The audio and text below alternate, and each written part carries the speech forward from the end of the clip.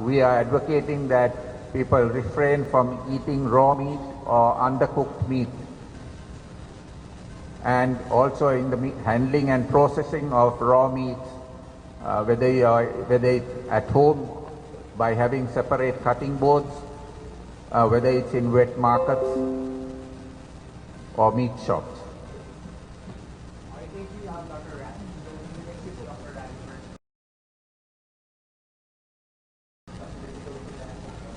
Now we're having questions from the Department of Health. We'll be having 10 to 15 minutes on this conference. So first. For you to edit and Director Avelino, where are we now in the contact tracing? Kasi through yung public, they want to know the details, like details, the establishments and the source visited by the positive patient. I think that can also help you in the contact tracing para mag-evaluate. If people are worried, they're going to consult with the principal of the UAE side. What was the side of do I do? Well, for the Bureau of Quarantine, for the flight details, we have already are in contact with the airlines, and the airlines have already given us the manifestos, and we are contacting yung mga kasabay sa plane, especially ngayong 4x4 rule natin. That's going on now, and everybody who's been shared a flight with the patient will be notified.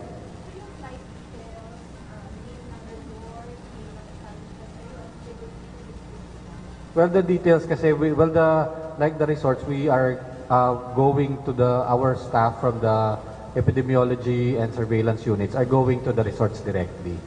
So pupuntahan naman sila diretso.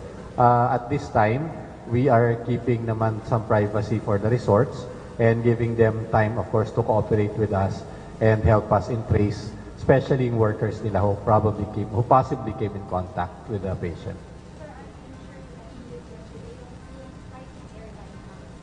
Yung sa pasyente natin who came in from Hong Kong to Cebu on January 21 came in via Cebu Pacific. And then from Cebu to Dumaguete on the 22nd, Cebgo yung flight niya. And then yung flight from Dumaguete to Manila was through Philippine Airlines. And the airlines have been very, very helpful and cooperative with us.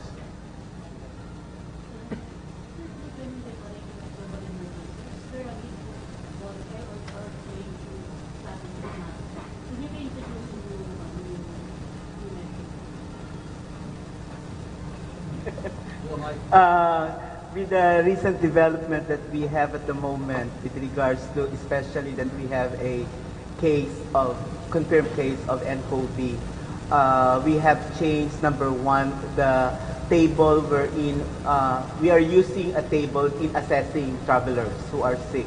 So that one have changed.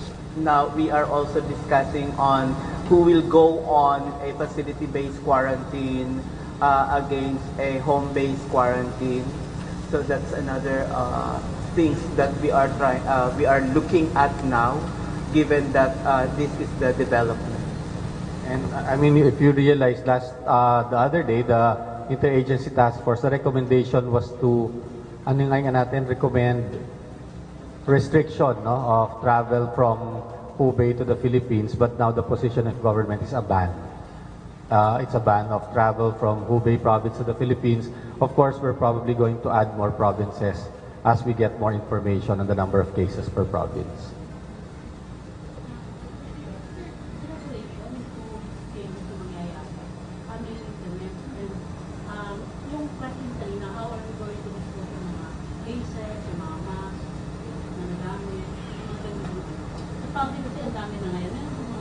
Meron naman tayo for infectious for all infectious cases, we do have standard protocols on how to dispose of itong mga masks, gowns, and any hospital equipment that has been used for patients. It's not different, for example, from patients with HIV, patients with nCoV, with SARS or MERS. So it's not something that we have to invent completely for this new disease. All infectious diseases natin, yung paggamit ng mask, pagsuot ng protective equipment, and the disposal is a standard protocol already for our hospitals. are there still the man ng mga pending the substantive before they back to China? No, well, the Chinese, I believe the Chinese embassy has already been informed. Pero syempre, hinihintay pa natin yung results. And we believe, because the RITM is running, na-establish na yung test ng RITM, no? So, alam na yung mga, since we have the new reagents and the primers, they were setting it up the last, di ba? Last couple of days. And now they have established the test and they are running our samples already. So, we hope to have final results of this within the weekend. Yung sa patient who nag-positive, parang siyang turista siya, was she with the group? And kamusta yung mga kasama niya when she was going around? She was a tourist and she was traveling with a companion. No? Yung companion is also admitted as a person under investigation, also in the same facility, and we are awaiting results for that patient. Clarify the travel ban from is it limited to Chinese or is it only person traveling to travel to the way? And you mentioned in your statement that you will expand the scope of the ban because of information. So what kind of information are you looking at? What the ban expansion? Because the Chinese government has already said that cases have been confirmed in traveling or travel. Well, yung for the travel ban, that's one of the topics of the meeting of the Interagency Task Force today, no? Because this was a directive from the President after the recommendation of the Department of Health. So yung actual details of it will probably be out by this afternoon or tomorrow. But basically, people traveling out of Hubei, Wuhan, and who have had history of travel or came from there before traveling out of China. No? So ito yung, but the details we have to wait for that. No? It's going to be an issuance that will have the details. Now yung list ng provinces, we're still talking, like after this we're meeting again with Dr. Rabi because it's really, what we want is to see the magnitude of cases in one province. Kasi even though all provinces of China have cases now, meron naman 1 or 2 or 3. But we're thinking of setting it, for example, at 100 cases. Once you have 100 cases in that province, we'll include it. But the actual criteria, we need some guidance from the WHO.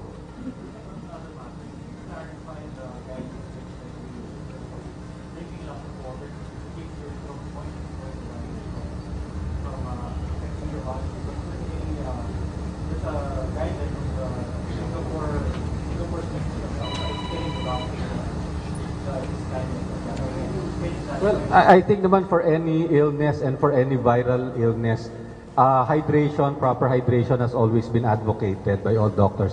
And this is universally accepted. And I believe it stems from that. It's really proper hydration.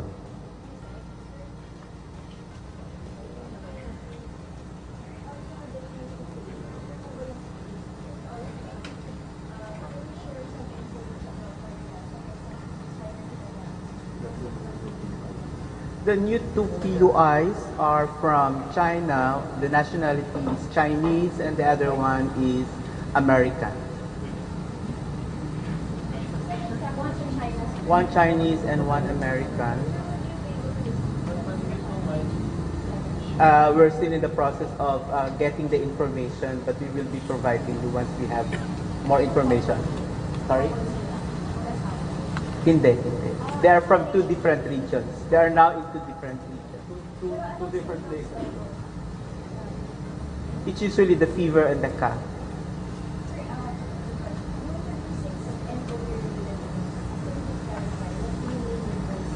Okay, so we would like to clarify these two terms. So we have nCoV health-related events and the person and a patient under investigation. The first one is any traveler or person with history of travel in China in the last 14 days manifesting fever, cough, and cold. While the person under investigation is a person who have traveled to Hubei, who manifested fever or cough or cold in the last 14 days. So yung isa person, a patient under investigation ay mas focus doon sa ground zero. This Sir, what's your take po dun sa mga panipala na huwag na lang kong banggitin yung buong ospital kung saan naroon yung mga PUI? Well, in this case, actually we disclosed the hospital because every other hospital in Metro Manila was panicking. And I think to put that a lot of people to rest and just be assured that nothing is being hidden from them, we thought it was better to disclose. And you know, San Lazaro Hospital is well equipped. They've been handling infectious cases for the 400 years, and everybody, of course, in the hospital knows that the patient is in there. So we found, I don't think there's any harm in disclosing. In fact, it puts to rest a lot of speculations. Follow-up dun sa test natin. Does this mean that we will have to send samples to the test? Or will it be packages na handle still certain samples? Yes, no, that's a first step. Those are the two things. First of all, we did send one more last sample 2 days ago.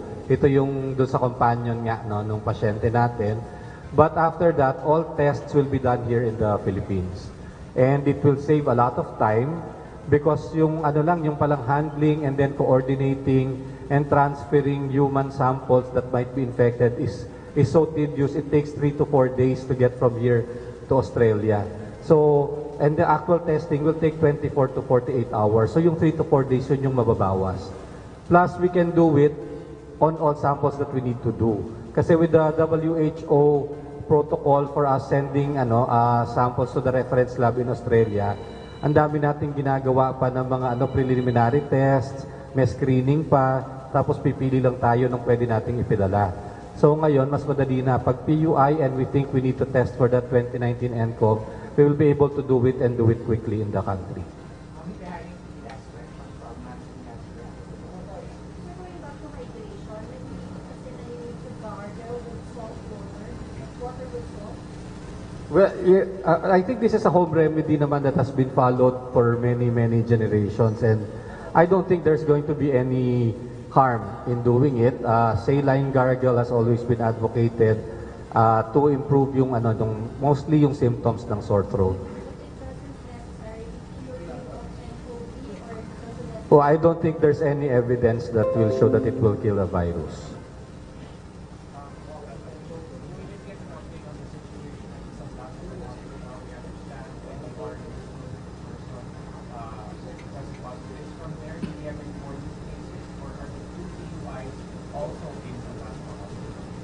Currently in San Lazaro, we have 3 PUIs. The 2 are the one that actually reported yesterday, and then there was one that was completed yesterday.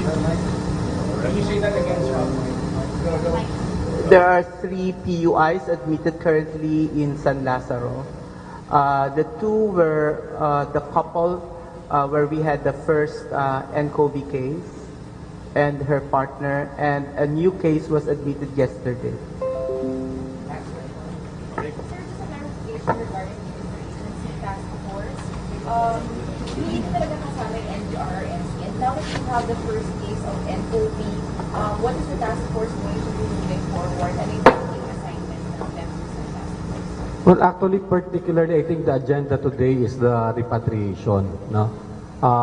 Because the DFA has already contacted our missions in China, and they've made a count, pending, of course, finalization of the number of Filipinos who want to come in and be brought home. I believe they will set a target day today on when they will fly them in. And of course, on the part of the Department of Health, our job is to make sure that when they come in, that we have proper quarantine facilities for them, that we're able to transport them securely and without, of course, any risk to themselves and to the public, and make sure that they are comfortable while they are in quarantine. So ito yung big, this is the big gist, I think, of what will be discussed today at the IATF, plus, of course, the travel ban, the conditions of the travel ban.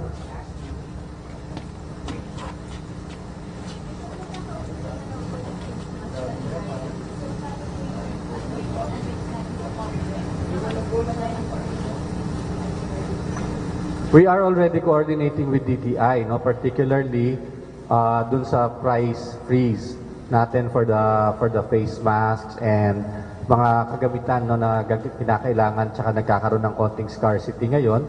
Of course, we're also coordinating with the suppliers to make sure that they bring in, no, as much supplies here available. But still, no, we ask the public to be very, very judicious in the use of these materials. For example, the N95 mask, we want to reserve this for health workers who are actually handling cases, no, yung either PUIs natin or confirmed positive cases, kasi sila talaga yung nangangailangan nito. At we ask everybody na wag na sana pong makiagaw doon sa supplies dyan, dahil ang nangangailangan talaga yung mga nag-aalaga ng pong ating mga pasyenteng may sakit. The surgical masks can be used by the public, no, in certain occasions. Ito ang sabi natin, not everybody needs to wear a mask every time. Unless, for example, you feel that you are high risk for illness, then that's useful for you. If you are in an area that's very congested, maraming tao, especially if there are sick people in the area, then that would be useful. It is also useful if you're the one who has an illness, no, so that you don't spread it to other people. But we'd like to remind everybody that using a face mask is only effective if you couple it with other hygienic practices like proper hand washing regularly. Kahit nakamask ka, kung hindi ka naguhugas ng kamay, hindi nababawasan yung possibility na mahahawa tayo ng sakit. No? So you have to use all of this in tandem and only when necessary.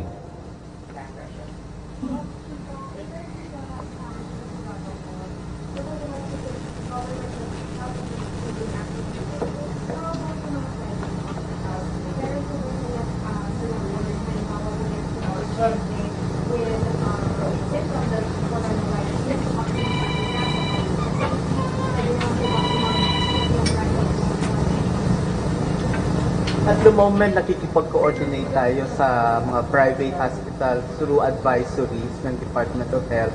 Pero kung ang isang hospital ay may kapasidad para matugunan yung pangangailangan, mas maigi pa pong hindi na ilipat yung pasyente. Ang importante lang ay makuhanan sila ng specimen para maidala sa RITN. Importante po yung infection control. Kung papalipat-lipatin natin yung pasyente, mas mataas yung posibilidad na maaari makahawa pa sa ibang tao. To this effect, we sent out a memorandum the other day, no, to remind all hospitals, whether government or private, that if you're a level 2 or level 3 hospital, ito yung medyo malalaking hospitals, no, hindi naman yung mga level 1 or infirmaries. But if you're a level 2 and level 3 licensed hospital, it means that you have the capacity for isolation and treatment of infectious diseases as a licensing requirement. Kaya kung may lisensya kayo, may capability kayo, they are being reminded that they cannot turn away patients because of suspected nCoV, that they have to treat them and manage them within the facility.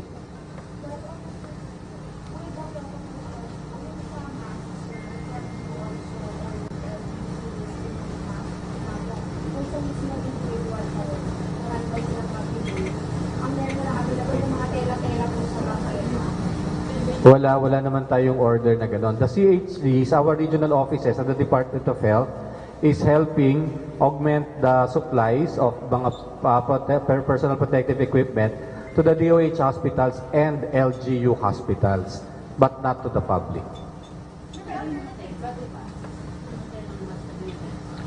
Hindi. Yung mga tela na mask, useful siya for dust, but not for infection. For infection, the surgical masks. Wala, surgical mask. Can you just illustrate how difficult this contact is? Gano'n siya kahirap? Kailangan namin magkaroon ng tamang kwento tungkol sa kung saan pumunta yung isang tao na may sakit at nagkakasakit. So the important dito yung history taking. So importante rin yung honesty ng tao na nung ikwento kung paano siya nagkasakit. At from there, the information that we gather, then sinususugan namin pabalik yung mga lugar at mga taong kanilang nakaugnayan during the course na hindi pa sila nagkakasakit. For this particular purpose, yung ating pasyente ngayon, inalam namin kung saan at ano yung mga eroplano sinakyan nila, kung ano yung seat number kung saan sila nakaupo. Tapos we will be contacting the people around the seat para mabigyan sila ng advice. Maliban dun sa eroplano, tinitignan natin yung mga crew na nag-serve doon sa eroplano. So, bibigyan din po natin yun ng advice. At maliban doon yung sa eroplano, sa airport, at yung mga hotels na pinuntahan nila o mga restaurant na napuntahan para po ma-advise yung mga contacts na sinasabi natin. Ayaw natin na takutin yung mga contacts na magtago kasi hindi naman sila ikukulong. Importante na maintindihan ng mga contacts na dapat sila maobserbahan sa loob ng 14 days para kung ano man ang kanilang maramdaman ay agaran silang mabigyan ng tamang management.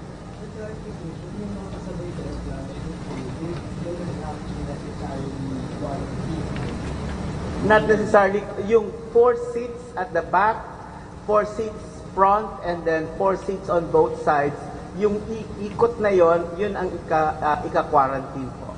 Sir, in the dilemma, some passengers change seats without telling the flight crew.